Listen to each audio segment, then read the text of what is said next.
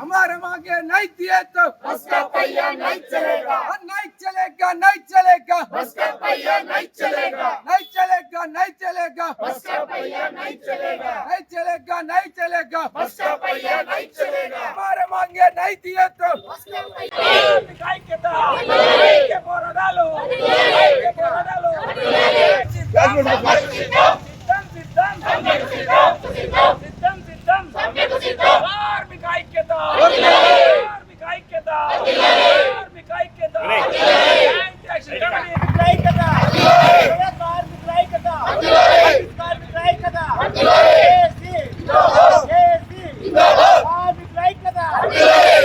కాంగ్రెస్ ప్రభుత్వం మీద మాకు ఎంతో నమ్మకం ఉండే రేవంత్ రెడ్డి గారి పాలనలో మేము మంచి మంచి జీతాలు పొందుతాము, ఆర్టీసీని ప్రభుత్వంలో విలీనం చేస్తామని ఎంతో నమ్మకం పెట్టుకొని మేము కాంగ్రెస్ ప్రభుత్వానికి మద్దతు తెలుపుతూ కాంగ్రెస్ ప్రభుత్వం రావడానికి ప్రధాన కారకంగా మేము ఈరోజు నడిపించిన చివరికి మమ్మల్ని రోడ్డున పడేయడం జరిగింది.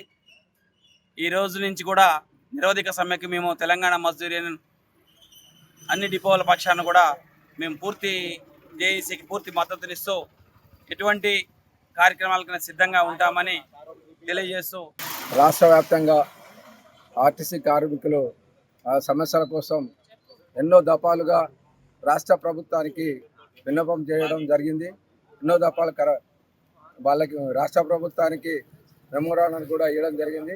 కానీ సమస్యలు పరిష్కరించడం లేని పరిస్థితుల్లో మేము సమ్మెలోకి వెళ్లాల్సి వచ్చింది. కాంగ్రెస్ ప్రభుత్వం అధికారంలోకి రాకుండా ముందు వాళ్ళు మేనిఫెస్టోలో పెట్టిన అంశాలు ప్రధానంగా ఆర్టీసీని ప్రభుత్వంలో విలీనం చేస్తామని, అదే రకంగా యూనియన్లు పునరుద్ధరిస్తామని ఆ రోజు చెప్పారు.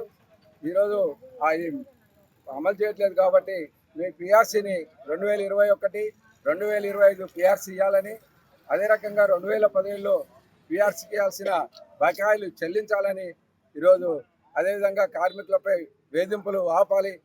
ఈరోజు రాష్ట్ర వ్యాప్తంగా జేసీ తలపెట్టిన సమ్మెకి ఎస్జెఫ్గా సంపూర్ణ మద్దతు ప్రకటిస్తూ ఉన్నాం, సమ్మెలో పాల్గొంటూ ఉన్నాం.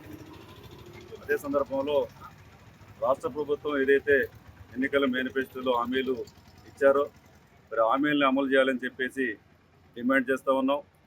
మరి అనేక ఇబ్బందులు పడ్డ తర్వాత గత ప్రభుత్వంలో మరి ఆ ప్రభుత్వం కార్మికులకి నష్టం చేసింది, కష్టాలకు గురి చేసింది కాబట్టి ఆ ప్రభుత్వం పోవాలని చెప్పి ఆర్టీసీ కార్మికులందరూ కోరుకున్నారు. ఆ నేపథ్యంలోనే కాంగ్రెస్ ప్రభుత్వం రావాలని కోరుకున్నారు, వచ్చిన తర్వాత ఈ ఖమ్మం జిల్లాలో మరి సంతోషంతో కోటేశ్వరరావు అనేటువంటి కార్మికుడు భద్రాచలం వెళ్ళి రాముల వారికి తలనైనాలు ఇచ్చి తన మొక్కు తీర్చుకున్నాడు, సంతోషం వ్యక్తం చేస్తూ.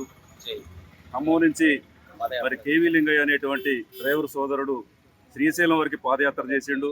మరి ఆర్టీసీ కార్మికులు అల్ప సంతోషులండి, చిన్న పని చేస్తేనే సంతోషపడేవాళ్ళు.